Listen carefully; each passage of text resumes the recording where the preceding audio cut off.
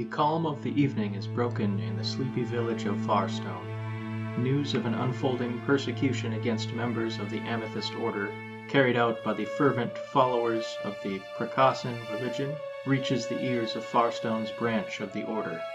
Elder Branson gathers his fellow Order members, informing them all together that the official word is the head of the Amethyst Order, Curate Lucian, has lost his life to the persecution on the suspicion that members of the Order have been practicing abyssal magic. Knowing it is only a matter of time before the Precaution Crusaders arrive in Farstone, Elder Branson and the other members of the branch agree to leave Farstone and the dangers of the land behind. He tells of a city of silver far to the west, where he knows the Amethyst Order has a presence. The next day, while traveling through the rocky foothills towards the mighty Stone Curtain Mountains, the group is ambushed by Precaution scouts. In a desperate effort, Elder Branson shouts to the group, "Adhere to the plan. Do not stray from the destination." These were the last words heard as Brother Quinn of Farstone escaped up into the slopes of the mountains. The next day, tired and hungry, Quinn arrived alone at the gilded gates of Azabash, a mighty dwarven city carved beneath the stone curtain. A friend to the dwarves, Brother Quinn was given refuge in the city. There he waited in the home of Althar, son of Jorund, a friend of many decades, for 8 days with no sign, word, or appearance from his brothers or sisters of the Order. In the early hours of the 9th day, Quinn was shaken awake by Althar, who informed him the Precaution Knights were searching the city for members of the Order. Quinn quickly gathered his few belongings, and Althar helped him escape out of the west end of Azabash, out into an expanse of rugged wilderness known as Denrick's Crossing. Hello everyone, and welcome to the first episode of my demo series, in which case I am showcasing and demoing my new role-playing game, Parable. This will be a solo playthrough in which I take on the role of both player and GM, and while I will primarily be using the Parable system and showcasing how it works, I will also be referencing some supplemental materials which will help generate characters, encounters, descriptions of places and settings, and giving answers to narrative questions as they arise throughout the series. If you haven't done so, I would go check out my companion video to this series, in which I talk about Parable's rules, its mechanics, and how it functions. And at the end of that video, I also go through the character creation process more in depth by creating the character that I will be using primarily for this demo series, which is Brother Quinn of Farstone. So now let's get to the fun stuff. Let's play Parable. So Brother Quinn has just stepped out of the city of Azabash with the help of his friend Althar, and he hasn't been seen by the Knights of the Religious Order yet, as far as he knows, but he knows that they are tailing him. To properly set the scene, I am going to roll a 12-sided die to see what month it is. That will let me know what season it is. And it is March, so it is just starting to warm up, I would say, from winter moving into spring. Next, I am going to see what the weather is like. I am going to roll a d4. A 1 is severe, 2 is heavy, 3 is mild, and 4 is calm. I got a 3, so it is mild weather. So I would say that is probably overcast, maybe a little bit of a breeze. Now, looking at the map of Denrick's Crossing, these are the known places of Denrick's Crossing specifically. We see Azabash all the way on the eastern side of the map, in with the Stone Curtain mountain range, and there is a path leading down to Deadwater Landing, which is at Deadwater Lake. Noting the scale of the map, it's well over 20 miles to get from Azabash to Deadwater Landing, and I would say that it would likely take probably a day and a half on foot. maybe 2 days, especially for a gnome, since they're shorter, to walk on foot from the Azabash to Deadwater Landing. But I think that is probably where we should head. As for the immediate surrounding, I will consult one of the supplements that I have. Since Denrick's Crossing is a lot of rugged wilderness, you can see on the map there are a lot of hills, a lot of forested, woody areas. So I am going to roll a D100 on this table that I have for describing landscape and terrain. And what do we have? 17. It says a set of steps climb a nearby hill. Alrighty. Now I made a compass, so to speak. I can roll a D8 and it will give me one of the cardinal directions. So I will roll that. And the steps are due north from where he is, just outside of Azabash. Alright. Now let me do the same thing for mountain landscape. And I got a 44.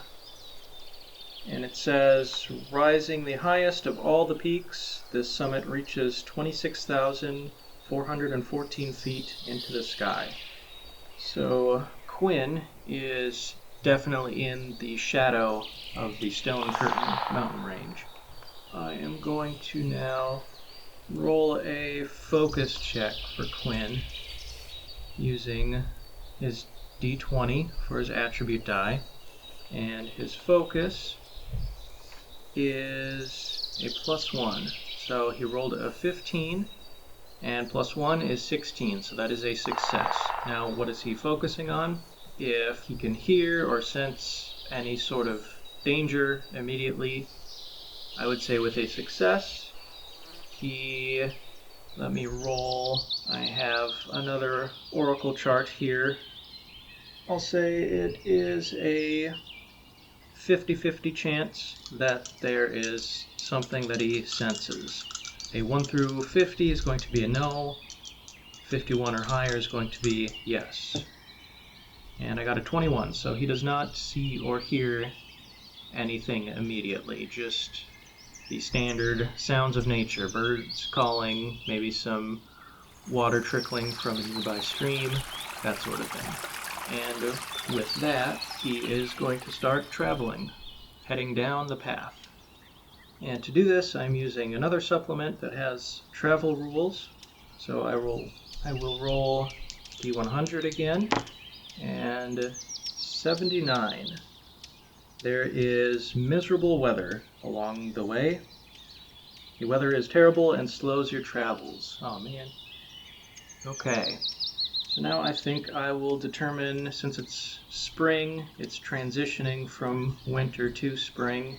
I'm not sure if it will be rain or if it will be snow still, because we are at a rather high altitude, so it could be snow, but we will see what the dice say about that. I will say 50-50 chance. If it's low, it's going to be snow. If it's high, it's rain. 83, so it is rain, and it is a very heavy rainstorm.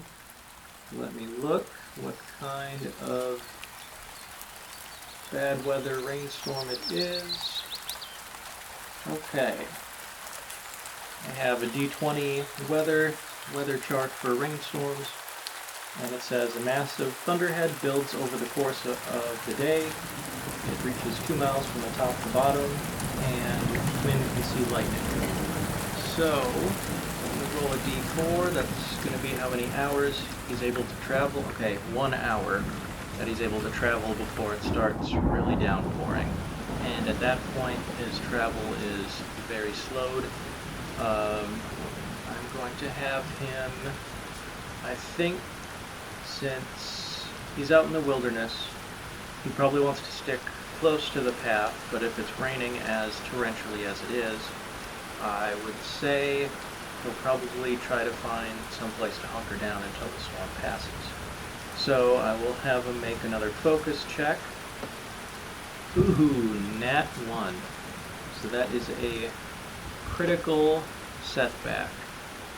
And I will mark 2 experience points for him, but he does not find anywhere to hide to get out of the storm. He just kind of has to huddle down beneath a very thin branch of a tree, I would say. And I'm going to do another d4, how long the storm lasts. 4 hours. Okay. So, it is noon, maybe early afternoon, before the storm finally clears up. Quinn is still very much in the shadow of the Stone Curtain Mountains. He only got about an hour of travel in, so he's still very much fresh out of the gate of Azabash. I'm going to make another descriptive roll for what his surroundings look like. Another D100, 16. There is a series of ponds nearby with fresh water, and he does see a fish kind of jump out, splash at the surface of the water, as well as, roll again. This time I'm consulting the hill section of my reference of 40. There is the sound of a rattle coming from the hillside, and let me do the compass roll again. Okay, it's coming from the northeast, so it's kind of somewhat starting in the direction of where we came. I'm going to have Quinn make a knowledge roll to see if he recognizes what the rattle might be made of. And his knowledge is +0, got a 7, so that is a setback, so another XP, but he does not recognize the sound or what it might be made of. Ooh, let me see which way the ponds are from where he is. Okay, those are to the southwest. Well, since he just came from the northeast, or is starting to, and he kind of needs to go, based on the map, he needs to go southwest. He's going to head towards the pond.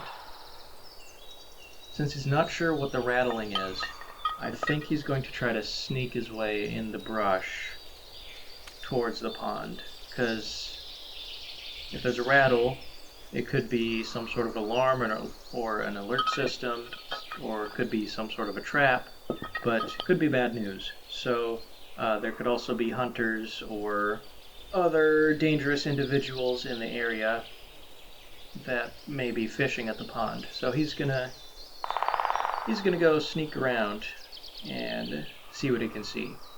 So this will be an agility roll, and his agility is -1. Ooh, natural 20. Critical success.